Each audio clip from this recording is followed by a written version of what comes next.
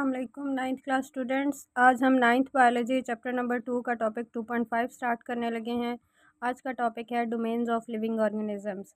हमने इससे प्रीवियस जो टॉपिक था उसमें 3 डोमेन क्लासिफिकेशन सिस्टम पढ़ा था। उसमें 3 डोमेन्स थी, एक आर्की था, एक यूकरिया था और ठीक है तीसरा जो था वो बैक्टीरिया था। तो अब उन तीनों डोमेन्स को हम वन बाय वन डिटेल से पढ़ेंगे इस टॉपिक में। तो सबसे पहले डोमेन आर्की क्या है, ठीक है। लिखा हुआ है these are the most primitive organisms on the earth. Primitive का मतलब होता है सबसे स्टार्टिंग वाले, जो शुरू हुआ था, जहाँ से आगाज़ हुआ था। सबसे पहले जो ऑर्गेनिजम्स थे ना अर्थ पे वो इसी डोमेन में आते हैं, डोमेन आर्की में। They are prokaryotes. अब उनका सेल किस तरह का था, वो प्रोकैरियोट थे। प्रोकैरियोट्स यानी उनके सेल में कोई प्रोमिनेंट न्यूक्लियस नहीं पाया जाता था। But their cell wall does not contain peptidoglycan, और इनकी सेल वॉल में कोई पेप्टिडोग्लाइकन नहीं था। मोस्टली पेप्टिडोग्लाइकन होता है but is made of various polypeptides and proteins. उनकी सेल वॉल किस चीज़ की बनी हुई थी, पॉलीपेप्टाइड्स की और प्रोटीन्स के। ये ख़ास किस्म के केमिकल्स हैं। इसके बाद their RNA, ribosomal RNA resembles more to eukaryotes than to bacteria. अगर हम बात करें ना इनकी राइबोसोमल आरएनए की, तो वो यूकैरियोट से मिलते थे। यूकैरियोट्स वो ऑर्गेनिज्म हैं जिनके सेल में प्रोमिनेंट न्यूक्लियस पाया जाता है। बैक्टीरिया से इनका राइबोसोमल आरएनए नहीं मिलता था, जबकि इनका राइबोसोमल आरएनए यूकैरियोट से मिलता था। Their cell membrane contain unique lipids. इनकी सेल मेम्ब्रेन में ख़ास किस्म का लिपिड था which enables them to live in extreme environment. ये बहुत ज़्यादा हाई एनवायरनमेंट में भी रह सकते थे, यानी एक्सट्रीम का मतलब होता है मतलब बदतर हालात में भी। जैसे कि मैं कहूँ हॉट स्प्रिंग्स, गर्म पानियों में, सॉल्ट लेक्स, खारे तालाबों में, एंड एसिडिक और अल्कालाइन वाटर्स, इनमें रह सकते थे। However they also exist in more common environments. लेकिन ये कॉमन इन्वायरमेंट में भी पाए जाते थे, आम से इन्वायरमेंट में, जैसे कि मैं कहूँ सॉइल में और ओशंस और समंदरों में। Some archaea obtained energy from inorganic compound. अब आर्की अपना फूड जो है वो इनऑर्गेनिक कंपाउंड से लेता था, सच है सल्फर और अमोनिया से, ठीक है। The other group perform photosynthesis. इसके अलावा कुछ आर्की का जो मोड ऑफ न्यूट्रिशन था वो जो फोटोसिंथेसिस भी था, but to not produce oxygen. लेकिन ये ऑक्सीजन प्रोड्यूस नहीं करते थे। अब ये जैसे डोमेन पूरी लिखी हुई है ना, ये एक्चुअल में उसके सारे करेक्टरिस्टिक्स हैं, तो आप उनको एक पैराग्राफ के फॉर्म में नहीं लिखोगे। आप मेमोराइज करने के लिए भी अपने टॉपिक के साथ ना कुछ पॉइंट्स लिख लो। जैसे मैं कह लूँ प्रिमिटिव ऑर्गेनिजम्स, ये एक, और अगर आपको कुछ भी याद नहीं आ रहा ना, तो आपने जब इस हेडिंग के साथ ये प्रिमिटिव ऑर्गेनिज्म लिखा होगा तो आपको याद आ जाएगा कि डोमेन आर्की के जो ऑर्गेनिजम्स हैं वो सबसे प्रिमिटिव, सबसे पहले स्टार्टिंग के ऑर्गेनिजम्स हैं। इसके अलावा इनका सेल कैसे है, ये प्रोकैरियोट्स हैं, यानी इनके सेल में कोई प्रोमिनेंट न्यूक्लियस नहीं पाया जाता, ठीक है। उसके बाद आपने ये पॉइंट लिख सकते हैं कि इनकी सेल वॉल किसकी बनी होती है। सेल वॉल जो होती है वो पॉलीपेप्टाइड्स की बनी होती है, ठीक है, और प्रोटीन्स की बनी होती है। ये कुछ मेजर हेडिंग्स हैं, ठीक है। जैसे मैं कह लूँ सबसे पहला जो है प्रिमिटिव ऑर्गेनिज्म है, उसके बाद ये प्रोकैरियोट्स हैं, इसके बाद इनकी जो सेल वॉल है वो किसकी है, पॉलीपेप्टाइड्स की और प्रोटीन्स की है। और इनका राइबोसोमल आरएनए जो है वो क्या है, वो राइबोसोमल आरएनए रिजेंबल करता है यूकैरियोट से, ठीक है। इसके अलावा उसके फिर सेल मेम्ब्रेन की बात करते हैं। सेल वॉल में तो पॉलीपेप्टाइड और प्रोटीन है, तो सेल मेम्ब्रेन के अंदर, सेल मेम्ब्रेन में ख़ास किस्म के लिपिड्स पाए जाते हैं। ये एक और पॉइंट हो गया इस टॉपिक से रिलेटेड। वैसे लेड पेंसिल से लिख रही हूँ, थोड़ा लाइट लग रहा होगा, लेकिन बुक पे मेंशन है। और इसके अलावा इनका जो एग्जिस्टेंस है, ये अकरेंस कहाँ पे होती है, तो ये एक्सट्रीम इन्वायरमेंट्स में पाए जाते हैं, जैसे कि हॉट स्प्रिंग्स। इसके अलावा ये कॉमन इन्वायरमेंट में भी पाए जाते हैं। अब आपने जो इसको लिखना है ना, वो सबसे पहले पॉइंट्स बना के लिखना है। सबसे पहला पॉइंट ये हो गया प्रिमिटिव ऑर्गेनिज्म। उसके बाद दे आर प्रोकैरियोट्स, और इनकी सेल वॉल कैसी होती है, सेल वॉल के बारे में आपने लिखना है, ठीक है। सेल वॉल के बारे में, फिर आपने इनके राइबोसोमल आरएनए के बारे में लिखना है, तीसरा पॉइंट, ठीक हो गया। उसके बाद आपने ये सेल मेम्ब्रेन के बारे में चौथा पॉइंट लिखना है। उसके बाद इनकी यूनिक लिपिड्स आगे आप लिख लें, इनके अकरेंस कहाँ पे ये पाए जाते हैं। डोमेन आर्की के ऑर्गेनिज्म जो हैं, तो आपने यहाँ से लिख लेना है they live in extreme environment, ठीक हो गया। और they also exist in ocean, और फिर ये लास्ट पे जो पॉइंट है ये इनका मोड ऑफ न्यूट्रिशन है, ये अपना फूड कैसे ऑब्टेन करते हैं। ये अपना फूड इनऑर्गेनिक कंपाउंड से लेते हैं, लेकिन कुछ जो इनमें से हैं वो फोटोसिंथेसिस भी परफॉर्म करते हैं। तो ये डोमेन आर्की के कुछ कैरेक्टरिस्टिक्स थे। एक बार फिर मैं आपको बता दूं, आपने डोमेन आर्की के क्या क्या चीज़ याद रखनी है।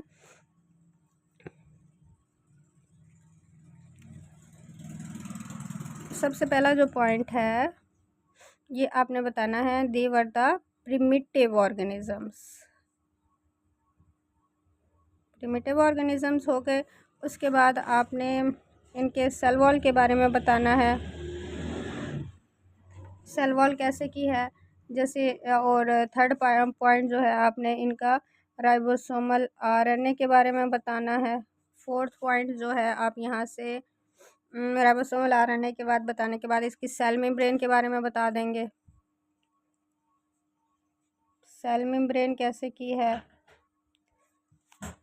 उसके बाद आप इनके अकरेंस के बारे में एक फिफ्थ पॉइंट बता सकते हो, ये कहाँ पे पाए जाते हैं। अकरेंस के बारे में लास्ट पे सिक्स पॉइंट आप इनका मोड ऑफ न्यूट्रिशन बता सकते हैं। तो ये कुछ पॉइंट्स थे जो आपको याद रखने हैं। आप चाहें तो एक टेबल भी इसका बना के रख सकते हैं ताकि आपको मेमोराइज करने में आसानी हो। तो ये था हमारा डोमेन आर्की। आगे भी डोमेन आर्की के बारे में कुछ कैरेक्टरिस्टिक्स हैं, ये भी समझ लेते हैं। नेक्स्ट जो पॉइंट है लिखा हुआ है, there is one kingdom in domain archaea, kingdom archaea bacteria. एक डोमेन जैसे डोमेन्स के अंदर भी किंगडम्स है। मेजर सबसे बड़ा ग्रुप तो डोमेन है ना, डोमेन्स के अंदर किंगडम है। अब किंगडम डोमेन आर्की में सबसे बड़ा जो कि एक किंगडम है, किंगडम आर्की बैक्टीरिया। इसमें क्या है, एंशिएंट बैक्टीरिया, जैसे बहुत पुराने बैक्टीरिया आते हैं। आर्की बैक्टीरिया में आ जाते हैं मेथेनोजेंस। अब मेथेनोजेंस जो है ना, ये मीथेन गैस से निकला है नेम, यानी ये जो बैक्टीरिया हैं ये गैस प्रोड्यूस करते थे जिसको कहते हैं methane. Produce methane as a by product of their metabolism, यानी इनकी बॉडी में जब मेटाबॉलिज्म होता था, यानी ये जब अपना फूड एनाबॉलिज्म और कैटाबॉलिज्म करते थे, यानी फूड बनाते थे या तोड़ते थे, तो ये इनके बॉडी से गैस निकलती थी जिसको कहते थे मीथेन। इसलिए इन बैक्टीरिया को क्या कहा गया, मेथेनोजेंस। ठीक है। और ये किंगडम आर्ची बैक्टीरिया हेलोफाइल्स भी आ जाते हैं।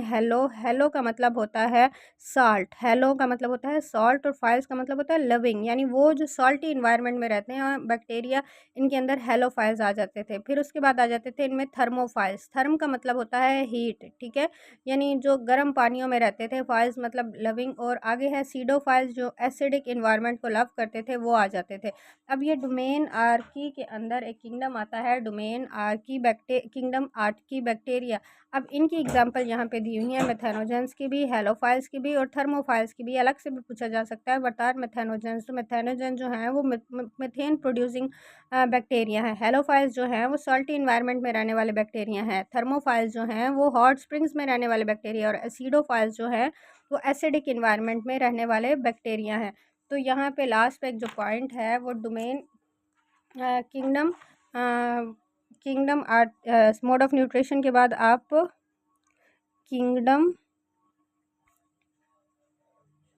आर्ची बैक्टीरिया के बारे में भी डिस्कस कर सकते हो। ये एंशिएंट बैक्टीरिया हैं और इनकी एग्जांपल्स कौन कौन सी हैं आर्ची बैक्टीरिया की एग्जांपल्स, और वो क्या क्या करते हैं। जैसे सबसे पहला जो था वो मेथेनोजेंस था, ठीक है। उसके बाद जो था हेलोफाइल्स था, ठीक है। उसके बाद जो था थर्मोफाइल्स था, थर्मोफाइल्स मीन यानी हीट लविंग्स।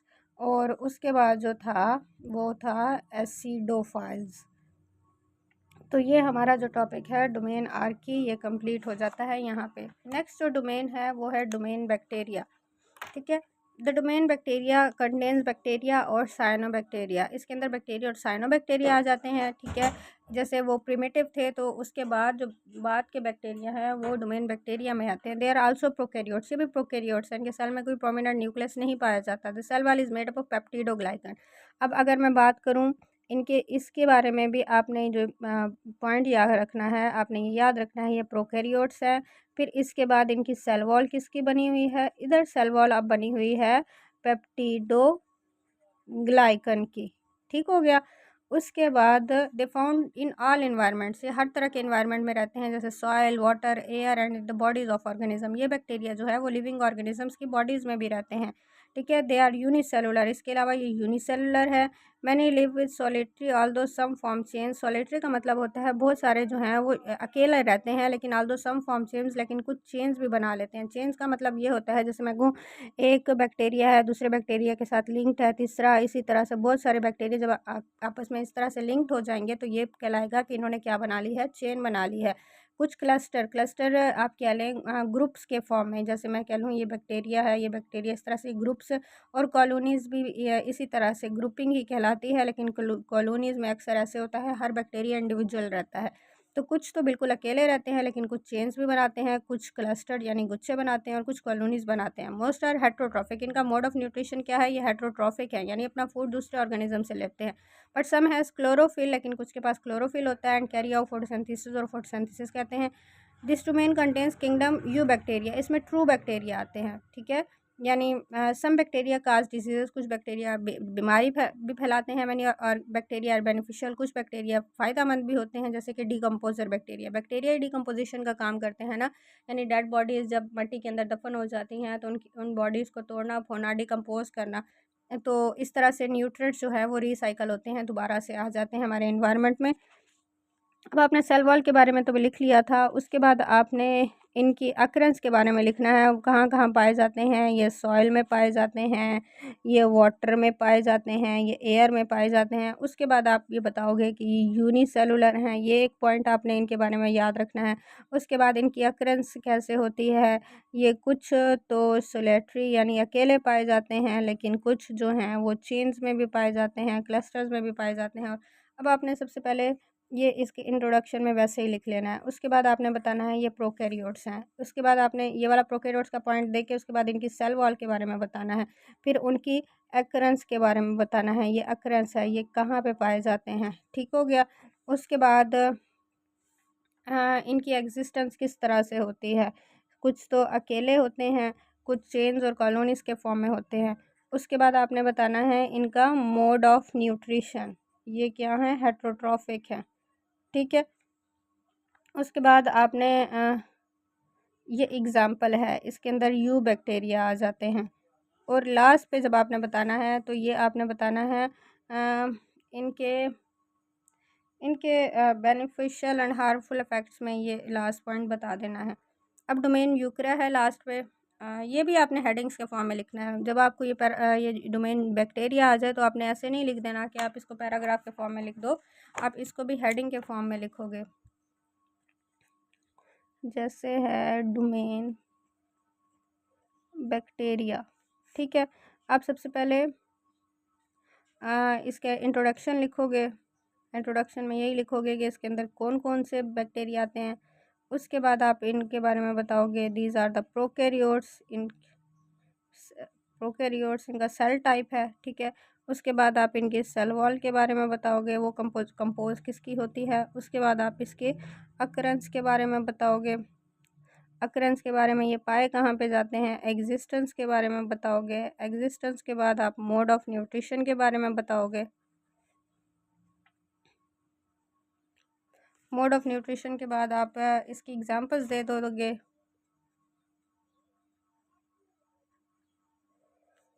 और एग्जांपल्स के बाद इनके बेनिफिट्स और इनके हार्मफुल इफ़ेक्ट्स, बेनिफिट्स भी और इनके हार्मफुल इफ़ेक्ट्स भी। तो ये हेडिंग्स होंगी जो डोमेन बैक्टीरिया की बनेंगी। आगे है डोमेन यूकरिया। तो बच्चे domain eukarya includes unicellular multicellular eukaryotes, इसमें आते ही यूकैरियोट्स हैं। पहले जो दो डोमेन्स थी, डोमेन आर्की और डोमेन बैक्टीरिया में प्रोकैरियोट्स आते हैं, जबकि इसमें जो आते हैं वो यूकैरियोट्स आते हैं, यूनिसेलुलर भी मल्टीसेलुलर भी। They have complex eukaryotic cell, इनके अंदर बड़े पेचीदा यूकैरियोटिक सेल होते हैं with nucleus and other membrane bonded organelle, और जो इनके सेल के अंदर न्यूक्लियस भी होता है और मेम्ब्रेन बॉन्डेड ऑर्गेनेली, जैसे मैं कह लूँ माइटोकॉन्ड्रिया, क्लोरोप्लास्ट, एंडोप्लाज्मिक रेटिकुलम, मुख्तलिफ ऑर्गेनेलीज पाए जाते हैं। डोमेन कंटेन प्रोटिस्टा, अब इस डोमेन में आ जाता है प्रोटिस्टा, फंजाई, प्लांटी और एनिमेलिया, यानी ये जो 4 मेजर किंगडम्स हैं ना, ये इसमें आ जाते हैं। तो ये था हमारा 3 डोमेन क्लासिफिकेशन सिस्टम। तो उम्मीद करती हूँ आपको समझ आ गई होगी। अगर कोई कन्फ्यूजन है इस टॉपिक के रिलेटेड तो आप कमेंट में क्वेश्चन करके मुझसे पूछ सकते हैं। मिलते हैं नेक्स्ट टॉपिक में, तब तक अपना ख्याल रखिएगा। अल्लाह हाफ़िज़।